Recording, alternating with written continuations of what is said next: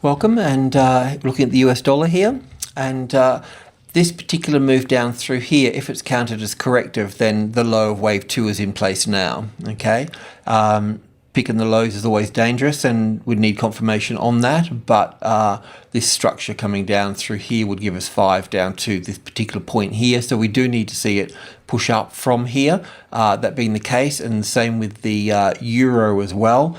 With the euro here, we're looking at this being a bearish count in terms of down for 1. We're looking for an A and a B and a C, back for 2. We've got trendline resistance through here, and that's what's really pegging that situation in there. But we can't really confirm these wave counts just yet either. So, if this is going to move down, it's likely to retest the the 136 anyway, so it'll end up doing something only when it became like this here, when it became a retested resistance and made new lows here. Could we really confirm that it's moving, that's moving sort of lower? So that 136 that retested resistance really helps confirm that downside, and then we can look at it from there, because as it stands, as I mentioned yesterday, we've 2 counts on this that are just as sort of as valid, and this move would be from the high here down for the A wave, and A, B, C for the B wave, and down for the C wave here, and then up for 1, back for 2, 3, 4, and 5, and then pulling back an A, B, C here, coming below the 136, but not finding it as a retested resistance, and then getting back up here and moving up. So it's really got to do with that 136 being a retested resistance. The other side to this in terms of trading is if the 136.50, the midpoint, develops a really nice support on it, then you can go long from that point. In Elliott terms, we can only really, if this market moves up through here and takes this high out here, then we can confirm that we've got a wave 3 up here. So we're still in a rock and a hard place, and it really boils back down to 2 points, the 136 becoming the support or the resistance after the market has moved through there. And if the market is going to move higher, then you need to look at 136.50 as a retested support there. Okay, so essentially want this trend line here that is resistance, you want that to become support. So if it does move up here, it will come back and test that trend line and then get up there and move on. So it is working itself into a corner. And if the euro does roll over from here, then the other markets that we're looking at as well, the euro, yen, and even the AUD USD would be subject to finding more resistance at 90. And if we look at that now, we're looking at this on the 4-hour chart here. And it is possible that we do have the 5 waves down here, and then we have an A and a B and a C that terminates right on that high there. But at the same time, we're looking at this being up for 1, back for 2, 3, 4, and 5, and terminating up here for either a top or a larger correction through here. So just drilling into here somewhat. This is what we've been looking at through here. We're looking at that high here, and then we're looking at an A and a B and a C. Now that ABC, I've looked at it on a smaller scale, and it fits quite nicely, but the problem with it is that it's just a little bit small as a wave 4 to rebalance that whole trend there. It doesn't have the right ratio, the look and perspective to do that. So this wave 4 here, the wave 4 of 1 lesser degree, is down at the 88.72, so there'd be the 38.2 retracement level into that space there as well. So it can move lower. Wave 4s can get complicated. So if this was wave 4 completed here, then you would use 89.50, the midpoint, the closest largest number, to go long from at that point. See, this move down through here from the 90 area does appear to be corrective. So the C wave here is 1, 2, 3, 4, and 5. So it fits nicely, and it is moving up here reasonably well. It hasn't created too much of an overlapping wave structure, so it's still sort of intact, but the 38.2 retracement level is down here, so you need to give it time. So only if the 89.50 here become the support here, and you just always start to look at it in the classic trading levels pattern, where you got the arrival, the reaction, the first high above the level, the A, the B, and the C, and then looking for support that way there and taking out any sort of highs above there. Really buying new highs is obviously gives you much more of an edge and probability than buying new lows. Okay, the Euro Australian as well. Okay, little bit messy here, sorry about that. Let's just clean this up a little bit. So what we've been sort of looking for here is wave 4 here.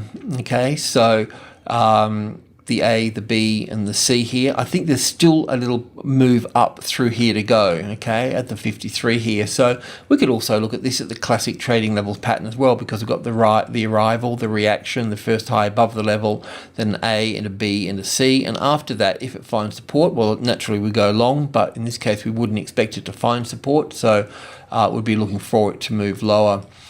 So the rally from the 150, our target area, was up for the A, little A, B, C for the B wave, and then the C wave up. And I just don't know if it's finished, because it looks like wave 1 here. We could have wave 3 here, 4 here, and 5 here. But I don't know, 1, 2, 3, 4, and 5 here, then a 4 and a 5. I think just a little bit more to go here, but you wouldn't go long unless you had the 72 here as the support, because it's an important number. It's a 272 number, not just a normal 72. So on the downside, the short trade would be if that top was in now or later. Well, if it's in now, then we'd still have to wait for this to become some sort of resistance confirmed here before you took a short trade through here. Getting into it earlier through here is just dangerous. That's all. Too much risk versus the reward. The pound yen.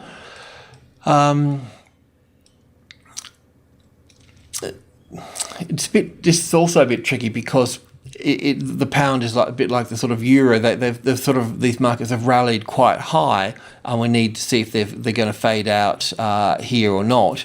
Now the question here is that it's still got a bearish count to the downside, even though I can sort of squash in a 5-wave structure, which was 1, 2, 3, 4, and 5 here. It doesn't really have the right look and feel about it. If the 168 becomes the support, then by all means we can look at trading it long from that point there. But this can certainly be the top that we've been looking for here, and there does appear to be a bit of a 5-wave structure that's moved to the downside here in terms of 1, 2, 3, 4, 5. So we'd be looking for a rally here, an A and a B and a C here, retesting the 168, then failing from that point. So you could look for a break lower from there.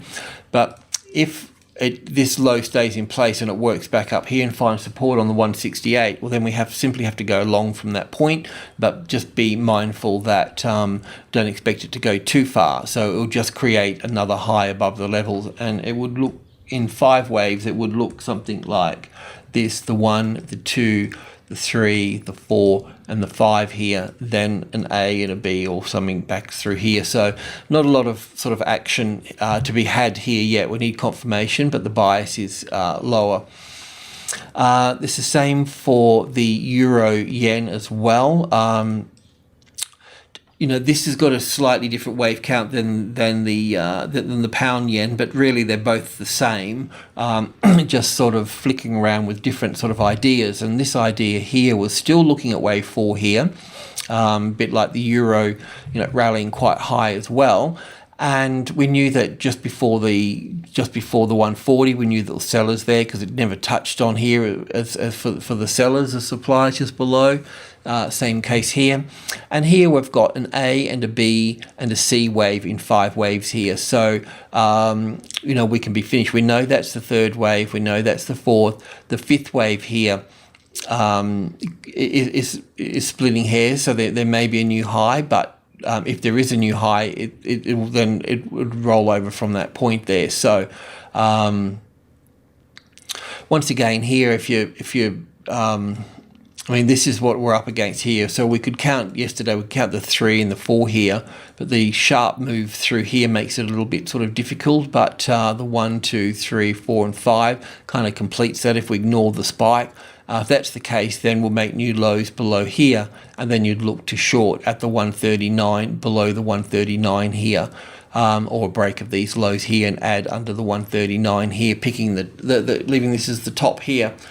Yeah, so that's about it. So there's nothing really, unfortunately, there's nothing really clear in the FX game because of the US dollar pulling back so far, and we just need to know, we need to find the low, we need to confirm the upside for the US dollar, and then we know where everything else is. All right, cheers.